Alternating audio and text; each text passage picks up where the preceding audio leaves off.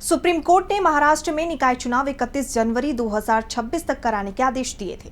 उसके बाद से ही अब राज्य में निकाय चुनाव को लेकर सरगर्मियां बढ़ चुकी हैं, खासतौर पर बीएमसी चुनाव को लेकर। बीएमसी को भारत का सबसे बड़ा नगर निगम माना जाता है। इसका बजट कई राज्यों के बजट से भी ज्यादा होता है। ऐसे में बीएमसी पर कब्जे को लेकर महायुति गठबंधन में जंग शुरू हो गई है। तो क्या है पूरी खबर, जानेंगे इस रिपोर्ट में। 31 जनवरी 2026 से पहले महाराष्ट्र में निकाय चुनाव हो जाएंगे, लेकिन सभी की नजरें बीएमसी चुनाव पर टिकी हुई है। बीएमसी में कुल 232 सीटें हैं, जिसमें से 5 सदस्यों को सरकार की तरफ से नियुक्त किया जाता है, जबकि 227 सीटों के लिए चुनाव होता है।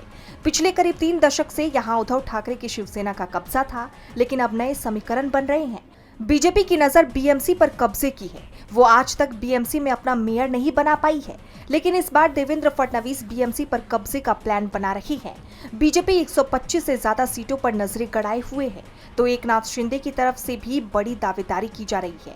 ऐसे में महायुति गठबंधन की तीसरे सहयोगी एनसीपी को बहुत कम सीटें मिलने की उम्मीद है, और यही कारण है कि एनसीपी में भारी नाराजगी देखने को मिल रही है। और अब खबरें ये भी आ रही हैं कि पार्टी अकेले चुनाव लड़ सकती है, जिसे महायुति में बड़ी फूट के तौर पर देखा जा रहा है। जैसे आप जानते हैं कि ये पहली बार नहीं है जब एनसीपी एनडीए से किनारा करती नजर आ रही है। अजित पवार पहले ही साफ कर चुके हैं कि इस बार उनकी पार्टी विदर्भ में भी अलग चुनाव लड़ेगी। यहाँ तक कि नागपुर, जहां से खुद सीएम देवेंद्र फडणवीस विधायक हैं, वहां भी एनसीपी निकाय चुनाव अकेले लड़ने की तैयारी कर रही है। यानी अजित पवार ने बीजेपी की चिंता को बढ़ा दिया है, तो वहीं शिवसेना चीफ एकनाथ शिंदे भी पीछे नहीं है।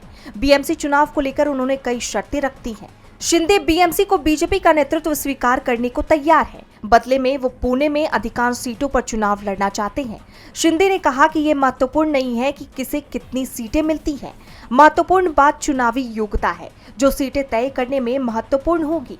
साफ है कि बीजेपी के लिए इस बार महाराष्ट्र में निकाय चुनाव कई मुश्किलें पैदा करता दिखाई दे रहा है। डीबी लाइव की रिपोर्ट।